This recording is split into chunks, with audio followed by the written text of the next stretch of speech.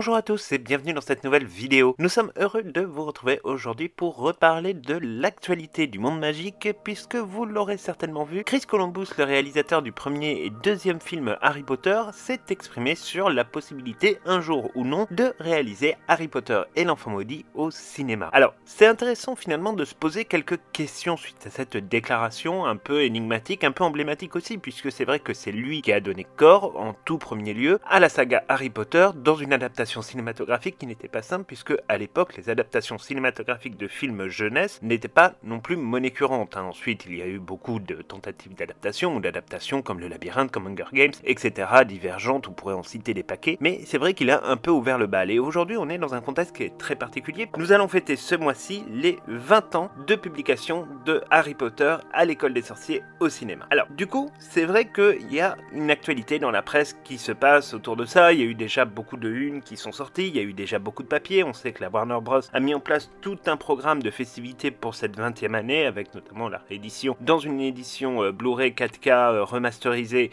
de Harry Potter à l'école des sorciers. Il y a une émission de télévision qui arrive bientôt sur les chaînes de télévision américaines et on ne sait pas encore si elle sera visionnable d'ailleurs en France, mais bon voilà, il y a tout un tas de programmes, tout un tas d'événements qui ont lieu et forcément évidemment tous les acteurs, les réalisateurs, etc. sont appelés quand même à s'exprimer dans les médias pour commémorer et célébrer finalement cet anniversaire très important des 20 ans de la saga. Chris Columbus, à la fin de son interview avec Variety, après être revenu sur comment s'était passé le tournage de Harry Potter à l'école des sorciers, comment s'était passé le tournage de Harry Potter à la chambre des secrets, a fait cette déclaration un peu étrange quand la journaliste lui pose la question en lui disant mais vous savez qu'il y a maintenant donc un préquel à la saga de Harry Potter qui s'appelle Les Animaux Fantastiques, est-ce que vous aimeriez un jour revenir sur des licences du Wizarding World?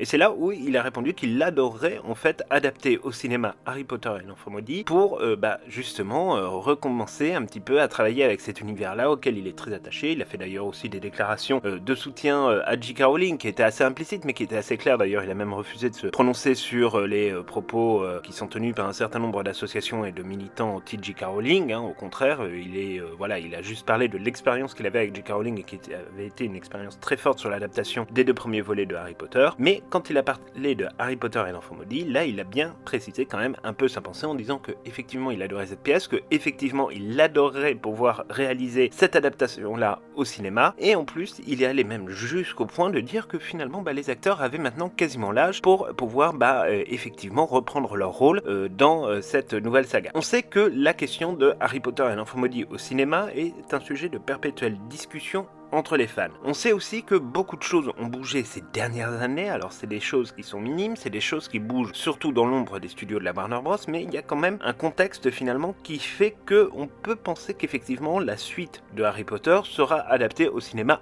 un jour ou l'autre. Alors, c'est pas la peine de hurler, de redire que c'est une fanfiction, de redire que J.K. Rowling n'a jamais approuvé ce texte, de dire que la Warner Bros n'adaptera pas ou que J.K. Rowling, encore une fois, a dit qu'elle ne voulait pas que ce soit adapté en film. Tout ça est absolument faux et ce sont des phrases qui sont coupées, des interviews qui sont modifiées, enfin bref. J.K. Rowling n'a jamais dit qu'elle ne voulait pas que le film soit adapté, elle a juste dit que pour le moment, c'était très bien que la pièce soit dans des salles de théâtre et que c'était le support qui était prévu depuis le début. Cela ne veut absolument pas dire que ce ne sera pas un jour dans nos salles de cinéma. De plus, Harry Potter et l'enfant maudit a été racheté par la Warner, c'est-à-dire qu'en fait la Warner a racheté les droits de la pièce de théâtre et a racheté finalement toute la mise en scène autour de cette pièce, c'est-à-dire que par exemple, l'écriture qui auparavant était une écriture assez classique de Harry Potter est devenue l'écriture qu'on voit et qui est utilisée pour les films avec la même typographie et même la Warner Bros commence à intégrer Harry Potter et l'enfant maudit dans la réflexion sur tous ses autres projets. Par exemple, dans un récent vlog sur l'exposition cinématographique de Harry Potter à Covent Garden, on peut voir effectivement pour la première fois une inclusion de Harry Potter et l'enfant maudit à toute cette logique-là, puisqu'on peut effectivement voir des costumes, voir des accessoires de cette pièce de théâtre, ce qui n'était pas le cas auparavant dans aucune autre parcelle du monde magique que la Warner Bros présente généralement. Alors ensuite, qu'est-ce qui se passe? C'est que vous avez la Warner Bros qui évidemment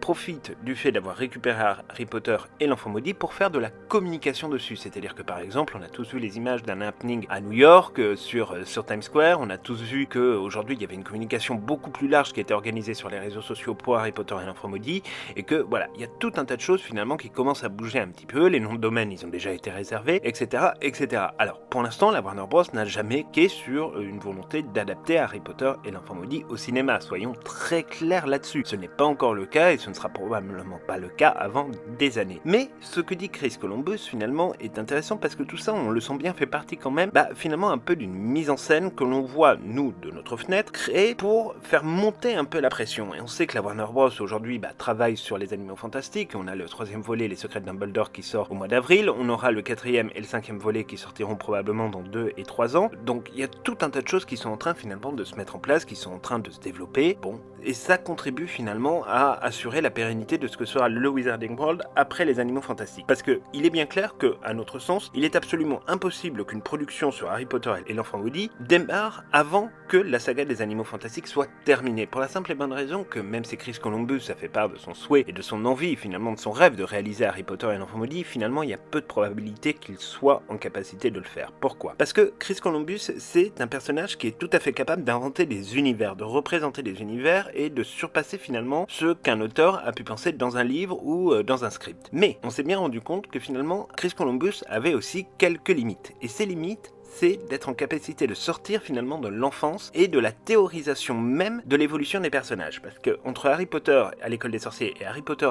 et la chambre des secrets, on a bien vu que l'évolution des personnages ne suivait pas. On a vraiment l'impression d'un film presque qui aurait été filmé en bloc et qui aurait été séparé en 2 volets, même si ça n'a pas été le cas, c'est un peu l'impression que ça donne. Par contre, quand ils ont fait venir Alfonso Cuarón sur le 3e film Harry Potter et le prisonnier d'Azkaban, là on a vu l'évolution, et l'évolution n'a fait que se confirmer avec ensuite les réalisateurs successifs qui ont été Mike Newell et également ensuite David Yates à partir de Harry Potter et l'Ordre du Phénix. Donc aujourd'hui Chris Columbus, c'est vrai qu'il est quand même un peu éloigné de toute cette saga, il est un peu remisé finalement aux cases historiques de la saga, mais on ne le voit pas finalement dans quelque chose de progressif. Et en plus il y a peu de probabilité que J.K. Rowling, compte tenu du lien qu'elle a avec David Yates et de la force de leur relation de travail, finalement dirait à David Yates, écoute, j'ai pas envie de toi pour réaliser Harry Potter et l'Enfant Maudit, si David Yates a envie de prendre le poste, il le prendra comme il l'a fait pour les Animaux Fantastiques, et J.K. Rowling le laissera faire parce que c'est vrai que c'est l'une des personnes sur Terre, après J.K. Rowling, qui connaît le mieux la saga et qui sait le mieux où J.K. Rowling veut mener ses affaires. Donc ça, c'est pour le contexte. Néanmoins, là où s'il dit quelque chose d'intéressant, c'est que les acteurs, effectivement, ils commencent tous à avoir l'âge pour interpréter les personnages de Harry Potter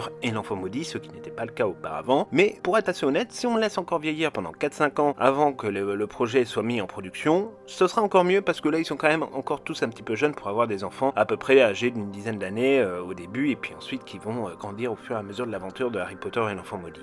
Alors après, encore une fois, nous, on sait que Harry Potter et l'Enfant Maudit méritent une adaptation cinématographique. Pour nous, c'est une évidence. Mais ça va prendre du temps. Ça va prendre beaucoup de temps du fait des Animaux Fantastiques, et ça va prendre beaucoup de temps aussi du fait que, va falloir convaincre aussi un certain nombre d'acteurs. Alors pour l'instant, on voit bien qu'ils sont tous plus ou moins en train de dire qu'ils sont assez ok pour reprendre leur rôle, même si auparavant ils jouaient un petit peu sur les trucs, sur les sentiments, sur le fait qu'ils n'avaient pas envie d'y revenir. On voit bien même que Daniel Radcliffe a beaucoup évolué dans ses déclarations ces derniers mois, et que donc fondamentalement il y a quelque chose qui se prépare. Après, est-ce que la Warner va vouloir lâcher tout de suite l'information d'une réalisation de Harry Potter et l'Enfant Maudit? Très sincèrement, on a beaucoup de mal à y croire. Pourquoi ? Parce que cette scène-là, elle est en train de se relancer finalement sur toutes les scènes de théâtre du monde où l'Enfant Maudit est diffusé. Ils sont vraiment en train d'essayer de remettre en place toute une structure qui avait été complètement arrêtée par la crise sanitaire et les confinements successifs dans le monde entier. Donc du coup, voilà, tout ça va prendre encore beaucoup de temps, et il ne faut pas s'attendre à une réalisation de Harry Potter et l'Enfant Maudit tout de suite. Après, nous, personnellement, on le souhaite. Maintenant, après, est-ce que le format de cinéma,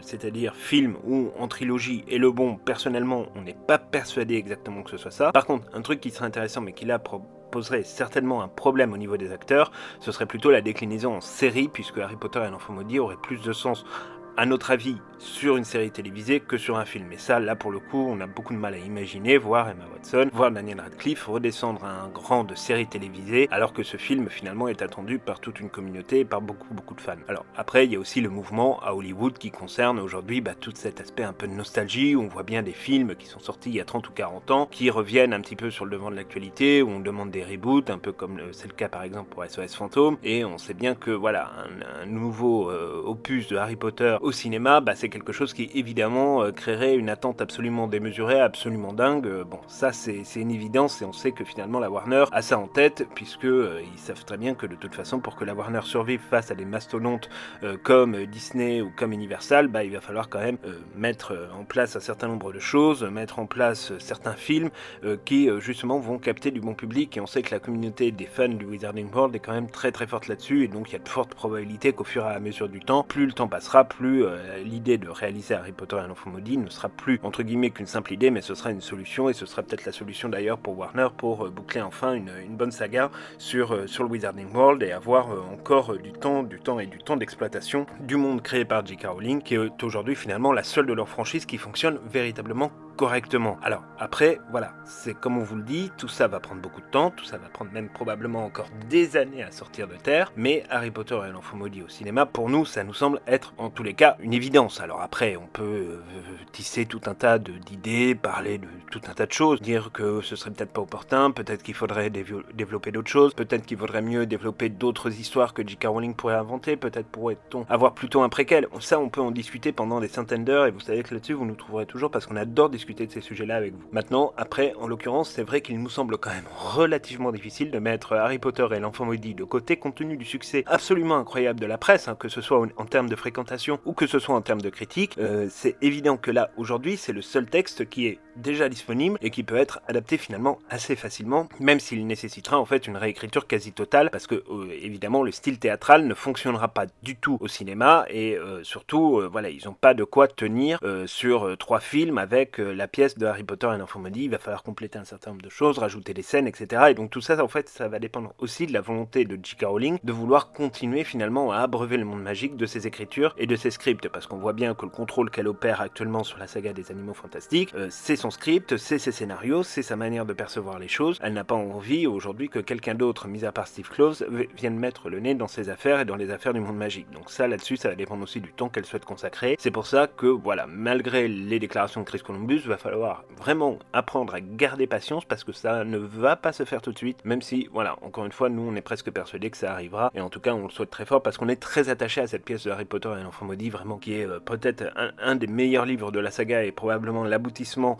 de beaucoup de choses qu'on découvre dans les 7 premiers volets. Cette saga Harry Potter est absolument fantastique et malheureusement Harry Potter et l'Enfant Maudit a souvent été mal compris parce qu'il est vrai que la forme théâtrale n'est pas le même exercice que la forme du roman et que donc du coup beaucoup de fans ont été un peu perdus, mais pour nous c'est vrai que c'était la conclusion qui manquait en fait à Harry Potter et les reliques de la mort, de comprendre l'évolution des personnages 19 ans après et plus, et là pour le coup ils ont franchement réussi ce tour de force et on a vraiment beaucoup aimé cette pièce de théâtre et on sait que vous êtes nombreux aussi à l'aimer, même si voilà, ça fait beaucoup de polémiques dans le monde magique et notamment dans la communauté des fans. Voilà, donc c'est tout pour cette vidéo, on espère vraiment qu'elle vous aura plu. On n'a pas voulu doucher vos espoirs avec les déclarations de Chris Columbus. Voilà, bon, en l'occurrence on pense quand même que ça arrivera un jour, donc on se retrouve dès mercredi pour une toute nouvelle vidéo où cette fois-ci normalement on parlera des secrets de Dumbledore parce qu'il y a un autre personnage qui a complètement disparu et dont on va vous parler, et on espère véritablement que cette vidéo vous a plu, donc n'hésitez pas à nous laisser un like, ça nous fait toujours plaisir de voir que vous écoutez nos vidéos et surtout venez en commentaire discuter